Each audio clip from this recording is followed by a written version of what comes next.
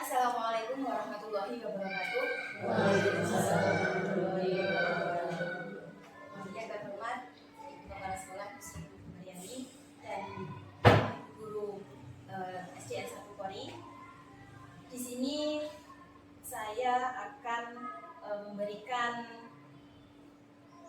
praktek baik atau implementasi tentang menyebarkan pemahaman dan penerapan pengalaman dalam budaya positif. Perkenalkan, saya Mangesti Wijayanti, CGP Angkatan 9 dari SDN 1 Polri Kabupaten Ponorogo.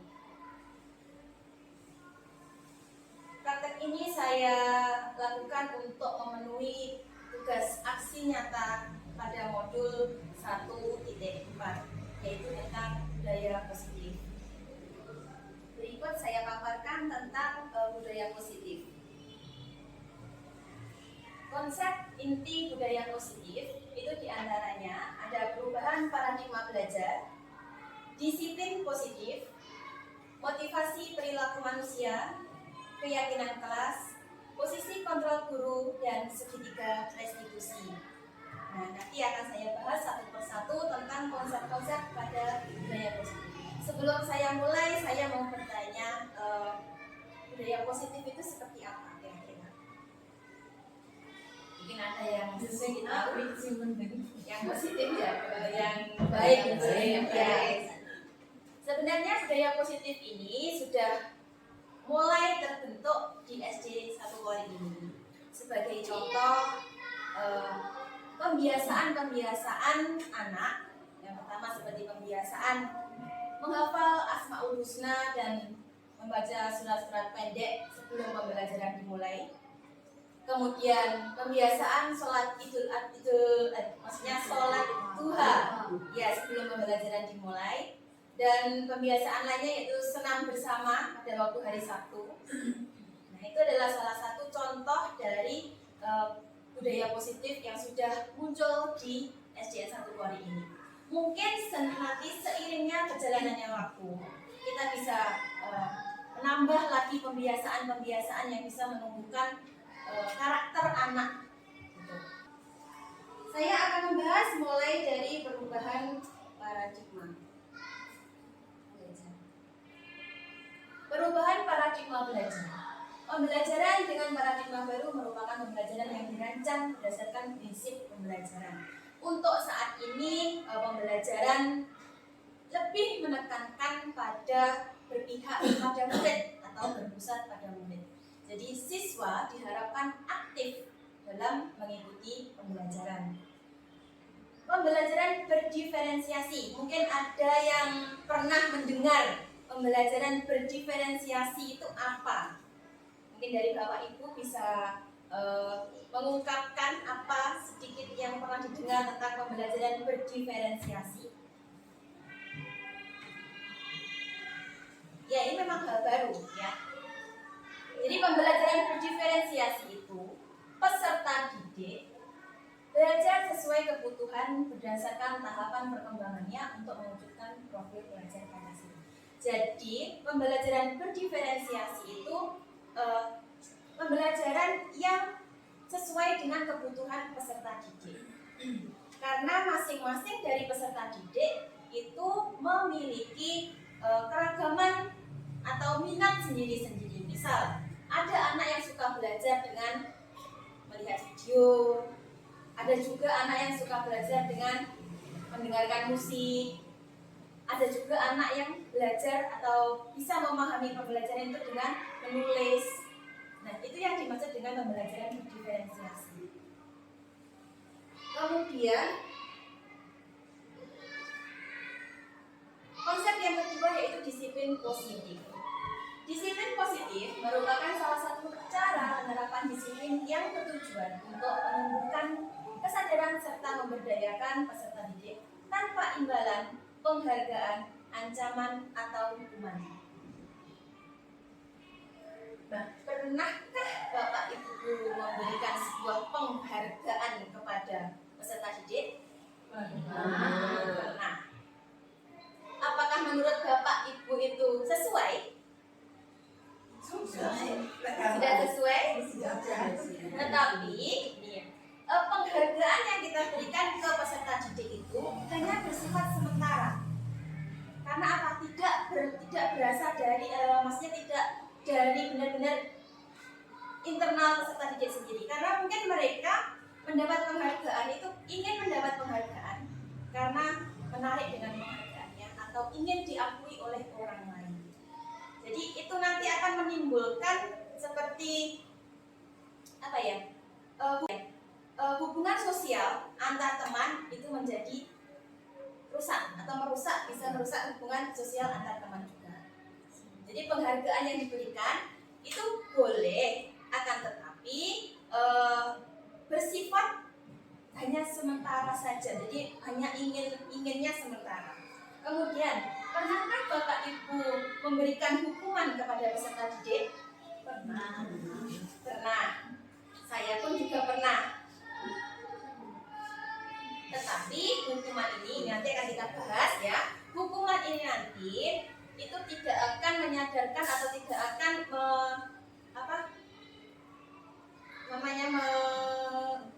peserta didik tidak akan langsung mengakui kalau dirinya itu salah, hanya sementara saja. Selanjutnya,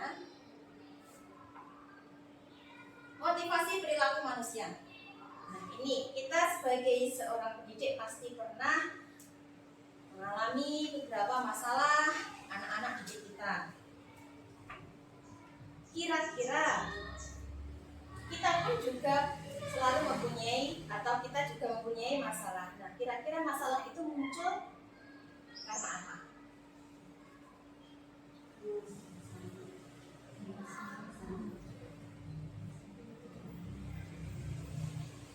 Karena kebutuhan kita, karena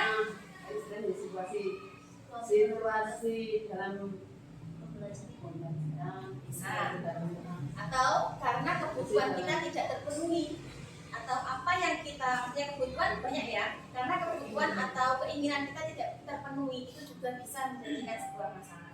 Nah, motivasi perilaku manusia ini ada semisal contoh ya.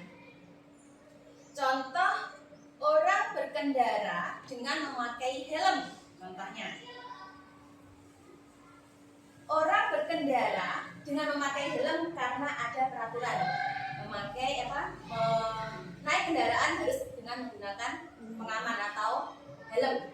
Itu yang pertama. Itu disebut motivasi ekstrinsik, yaitu untuk menghindari ketidaknyamanan dari hukuman. Karena ada hukuman itu makanya memakai helm. Itu. Ada juga orang memakai helm karena ingin dipuji. Montore anyar, nganggo helm tambah ayu misalkan. Itu karena ingin dipuji. Itu adalah untuk mendapatkan imbalan atau penghargaan diri dari orang lain. Itu adalah motivasi ekstrinsik dari orang. Nah, sedangkan motivasi intrinsik itu karena kesadaran dari diri kita. Saya memakai helm karena saya ingin selamat, seperti itu. Jadi itu adalah kesadaran dari kita. Itu adalah motivasi intrinsik, yaitu untuk menjadi orang yang kita inginkan dan menghargai diri sendiri dengan nilai-nilai yang kita percaya. Karena kita percaya dengan nilai keselamatan, jadi kita ingin memakai helm. Jadi motivasi perilaku manusia itu beragam. Nah, ini seperti anak-anakku juga seperti itu. Sebuah kasus pasti anak itu ada alasannya juga, dan mereka harus tahu kira-kira nanti kembalinya ke anak itu seperti apa, kembali ke diri kita sendiri seperti apa. Kemudian keyakinan kelas. Sudah pernah dengar keyakinan kelas atau kesepakatan kelas? Sudah menerapkan di kelas? Ada yang sudah, ada yang belum, ada yang setengah. Ya, mengapa kok keyakinan kelas? Mengapa kok tidak peraturan kelas? Bersama-sama. Iya, betul sekali. Jadi perbedaan antara keyakinan dan peraturan. Ya, peraturan itu kan dibuat dan dilaksanakan agar tercipta suatu kondisi yang tertib, teratur. Jadi peraturan itu dibuat dibuat ya. Contoh saja itu tadi memakai helm ketika berkendara itu kan peraturannya sudah dibuat. Jadi orang yang membuat dari luar, maksudnya dari luar.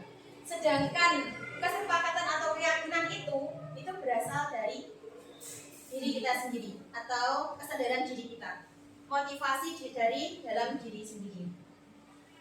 Ini kemarin saya baru kemarin saya mencoba membuat keyakinan kelas atau kesepakatan kelas di kelas 3. Mungkin mereka masih awam dan mereka masih bingung, terutama anak kelas rendah. Jadi saya mencoba komunikasi dengan mereka itu, mereka menginginkan kelas yang seperti apa. Saya awali dengan seperti itu dulu. Terus saya pancing mereka dengan pertanyaan seperti ini. Hal-hal apa saja yang sebaiknya tidak dilakukan di kelas? Mereka saya suruh nulis di kertas.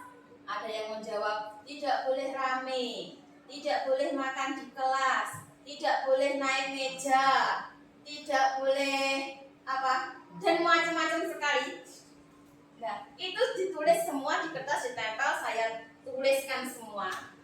Dari beberapa jawaban anak itu kemudian saya simpulkan. Berarti kalian menginginkan kelas yang seperti apa? Kelas yang tertib. Saya ambil garis besar, belajar dengan tertib. Jadi membuat keyakinan kelas itu tidak usah banyak-banyak, 1 atau 2 kalimat saja yang penting anak itu bisa memahami. Berarti dengan kata tertib itu berarti tidak boleh seperti ini. Itu kemarin saya masih mencoba. Hanya saja dalam pembuatan keyakinan kelas itu perlu terus dipantau. Maksudnya dipantau, kita terus memantau apakah dengan sebuah keyakinan kelas itu sudah mencukupi atau mungkin suatu saat nanti itu bisa ditambahkan lagi. Berikut adalah pembentukan keyakinan kelas berupa pernyataannya universal, jadi lebih umum. Dibuat dalam pernyataan yang positif, seperti kemarin saya membuat di kelas 3 itu belajar dengan tertib. Sedikit saja agar mudah diingat. Jadi cukup itu saja, tapi sudah menggambarkan semuanya. Sesuai dengan kondisi kelas atau sekolah sehingga mudah diterapkan. Semua warga kelas atau sekolah dilibatkan saat membuat keyakinan kelas. Jadi pembuatan keyakinan kelas itu semua harus ikut. Selanjutnya 5 posisi kontrol guru.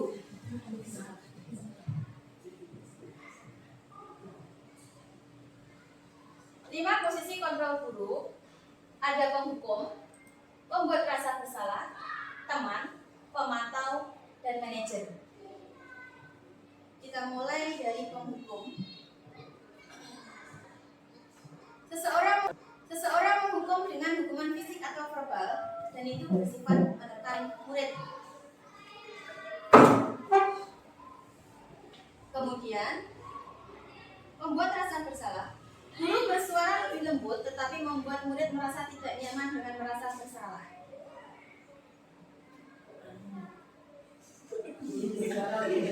Teman, mengontrol murid secara persuasi atau bujukan halus. Posisi guru pada teman bisa negatif, bisa juga positif. Nah, maksudnya bisa positif, bisa negatif ini. Guru sebagai teman, ya, guru sebagai teman itu positifnya bisa berhubungan baik dengan murid. Tetapi negatifnya ketika kita sudah berhubungan baik dengan murid, ketika kita tidak memberikan sesuatu yang diinginkan murid, maka mereka akan kecewa. Itu negatifnya. Selanjutnya pemantau, bertanggung jawab mengawasi perilaku siswa dengan menanyakan konsekuensi. Contohnya mengawasi. Jadi kalau ada anak yang naik pagar misalkan, kita memantau. Kalau sudah, kita ajak bicara. Kira-kira kalau naik pagar, nanti apa yang terjadi? Itu namanya memantau. Dan yang terakhir, manajer. Posisi terbaik dari 5 kontrol guru itu manajer. Guru menuntun murid untuk mempertanggungjawabkan perilakunya dan murid diajak untuk menemukan solusi atas permasalahannya. Dari kelima posisi ini, Bapak Ibu ada di posisi mana yang sering? Hampir semua pernah ya? Hampir semua pernah. Saya pun juga gitu, hampir semua pernah. Nah, perlu diketahui dari kelima posisi ini, posisi manajer adalah posisi terbaik. Jadi maksudnya terbaik di sini, kita menuntun murid untuk mempertanggungjawabkan apa yang sudah dilakukannya itu, dan murid diajak mencari solusi. Contohnya seperti ini.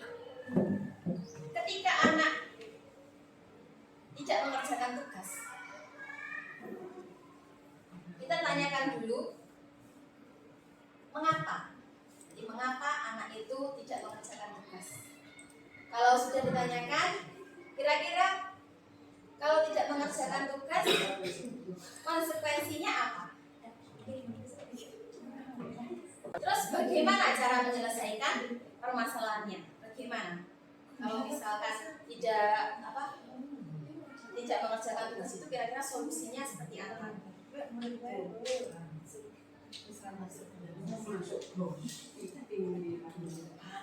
Nah, setelah posisi kontrol paling tepat yaitu manajer, itu garis restitusi sebagai penyelesaian masalahnya. Segitiga restitusi itu suatu proses dialog yang dijalankan oleh guru agar dapat menghasilkan murid yang mandiri dan bertanggung jawab. Kemarin saya pernah melaksanakan praktek segitiga restitusi bersama murid saya dengan 3 tahapan, yaitu yang pertama menstabilkan identitas. Contoh dari menstabilkan identitas itu ketika anak tidak mengerjakan tugas, itu seperti ini pertanyaannya. Misalkan anak itu tidak mengerjakan tugas karena ketiduran, capek.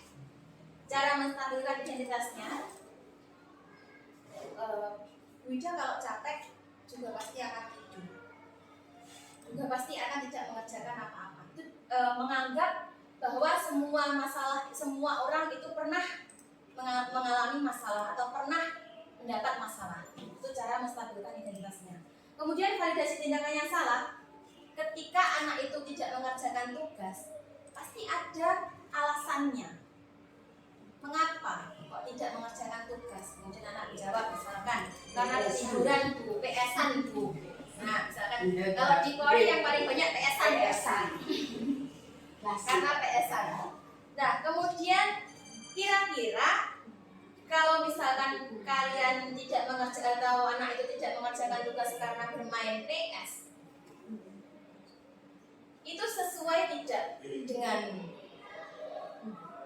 menurutku sesuai tidak dengan keyakinan di sekolah atau di kelas itu sesuai tidak? Pasti anak akan menjawab tidak. Iya memang tidak sesuai. Nah, kalau sudah tidak sesuai, seharusnya bagaimana? Nah, itu menanyakan keyakinannya. Seharusnya seperti apa? Besok diulangi lagi. Iya. Karena ini adalah sebagian dari proses ya. Jadi tidak semudah itu memang. Apalagi ini masih anak SD. SD itu sebagai awalan sekali. Ini belum ke SMP. Kalau SMP semakin banyak lagi masalah yang muncul. Nah, itu tadi. Ya, sudah selesai. Itu tadi adalah penjelasan singkat saya tentang budaya positif. Ya. Mungkin ada yang mau menambahkan atau mau bertanya, silakan.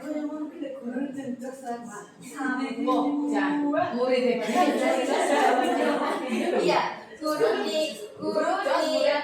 dituntut untuk lebih bersabar lagi ya. Dengan berbagai macam tapi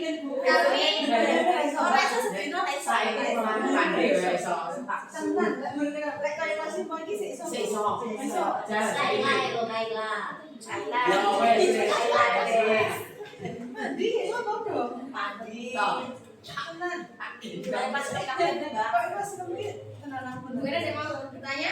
Konem sabun. Ya. Setahun. Mohon dijelaskan perbedaan antara hukuman, konsekuensi, dan restitusi berikut dengan penerapannya. Hukuman itu biasanya terjadi secara tiba-tiba. Terus hukuman itu bisa berupa fisik atau psikis. Fisik itu misalkan disuruh keliling lapangan, sedang berdiri itu fisik. Kalau psikis itu misalkan diketawain sama teman-teman sekelas, misalkan berdiri kemudian diketawakan, itu juga hukuman. Kemudian konsekuensi itu terencana atau disepakati. Jadi murid tetap dibuat tidak nyaman. Contohnya konsekuensi itu menuliskan kembali buku temannya yang sudah disobek. Nah, itu disebut konsekuensi. Iya. Jadi tanggung jawab dari anak itu. Kemudian yang restitusi, proses menciptakan kondisi baik pada murid untuk memperbaiki kesalahan seperti segitiga restitusi. Jadi mengembalikan kesalahan anak itu untuk memperbaikinya seperti apa. Proses kolaboratif yang mengajarkan murid untuk mencari solusi sendiri. Jadi anak diajak berpikir. Pada intinya anak itu komunikasi yang penting. Sebagai contoh saja yang kemarin itu apa? Dani. Dari contoh Dani, ya karena apa? Kebutuhannya tidak terpenuhi, yaitu apa? Kasih sayang, sehingga tidak sarapan. Yang akhirnya sampai sekolah minta sama temannya, dan itu berlangsung secara terus. Setelah ada pendekatan, ternyata kurang kasih sayang itu. Dan sampai saat ini pun saya juga terus ngontrol Dani, maksudnya dengan memberi pertanyaan memantau setiap hari. Sarapan Le, udah sarapan apa belum? Ternyata dengan seiringnya waktu dia itu bisa menyelesaikan masalahnya sendiri. Sekarang sudah bisa menggoreng telur sendiri, membuat lauk sendiri sudah bisa. Ya memang perlu proses. Ya. Terus antara ketiga itu yang paling bisa diterapkan, yang paling baik diterapkan, Yang paling diterapkan yang restitusi. Iya. Jadi tadi dengan segitiga restitusi itu menyelesaikan masalah, melibatkan anak, mengajak komunikasi anak dengan 3 tahapan itu tadi. apakah yang hukuman dan konsekuensi tidak boleh diterapkan sama sekali dalam hal tertentu? Akan merusak lebih gimana ya? Akan merugikan anak kalau menurut saya. Hukuman berupa fisik dan psikis, apalagi kalau yang psikis itu pasti anak akan minder seperti itu. Ya. Kalau konsekuensi sebenarnya lebih halus, hanya saja kalau konsekuensi itu lebih halus, ya. Hanya saja memang untuk memunculkan tanggung jawab anak itu. Mungkin ada lagi yang lain?